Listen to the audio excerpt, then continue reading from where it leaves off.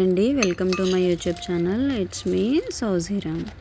ఈ సీజన్లో దొరికే కాలీఫ్లవర్తో ఇలా ఇంట్లోనే సింపుల్గా ఏ హంగులు ఆర్పాటాలు లేకుండా ఈజీగా కరకరలాడుతూ ఫ్రై చేసుకోవడం ఎలాగో మీకు చెప్తాను. ముందుగా ఇలా కాలీఫ్లవర్ని ముక్కలుగా కట్ చేసుకోండి.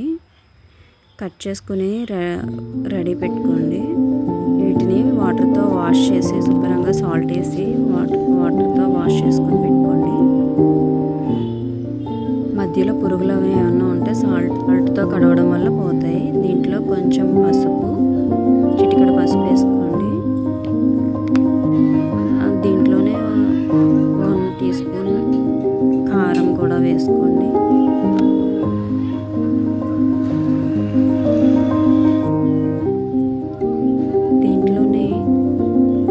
దీంట్లోనే 1 టేబుల్ స్పూన్ వరకు కార్న్ఫ్లోర్ వేసుకోండి. ఎందుకంటే క్రిస్పీనెస్ రావాలంటే కార్న్ఫ్లోర్ వేసుకోవాలి. లేదు అంటే వరిపిండితో కూడా మనం మేనేజ్ చేసుకోవచ్చు.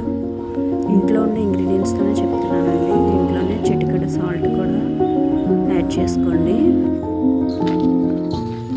దాన్ని బాగా వాటర్ ఏమీ వేయకుండా ఆ వాటర్తోనే కలిసేలాగా బాగా మిక్స్ చేయండి.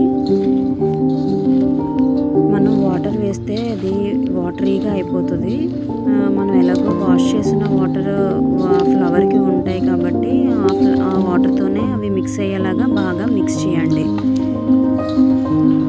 దీంట్లో మీకు నచ్చితే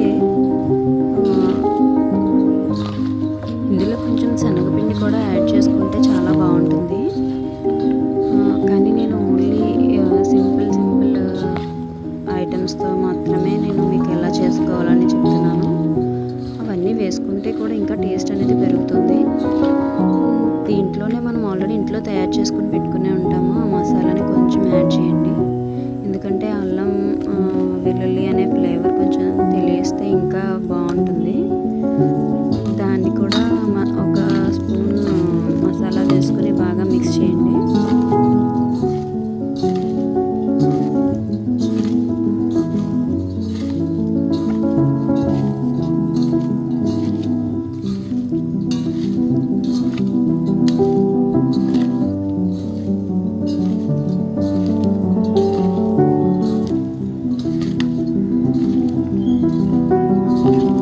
ఇదంతా మిక్స్ చేసుకున్నాక ఈ మిక్స్ చేసుకున్న మిశ్రమాన్ని ఒక హాఫ్ అన్ అవర్కి రెస్ట్లో వదిలేయండి. తర్వాత బాగానే పెట్టుకుని ఆయిల్ పెట్టుకుని ఇలా కొన్ని ఫ్లవర్స్ వేసుకొని ఇలా ఫ్రై చేసుకోండి.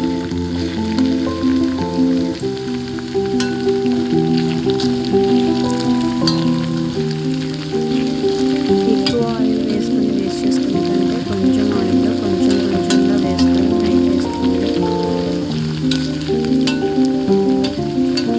అవి బ్రౌన్ కలర్లో వచ్చేదాకా అలా ఎక్కువగా కలుపుకుంటూ ఫ్రై చేసుకోండి.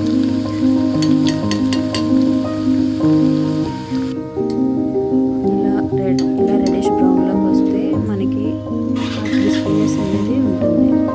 అలాగే మిగిలినవి కూడా వేసేసుకొని ఫ్రై చేసుకోండి. తర్వాత లాస్ట్లో కరివేపాకు వేసి కరివేపాకు కూడా ఆయిల్లో కొంచెం ఫ్రై చేసి ఇలా ఫ్రైలో మిక్స్ చేసుకోండి.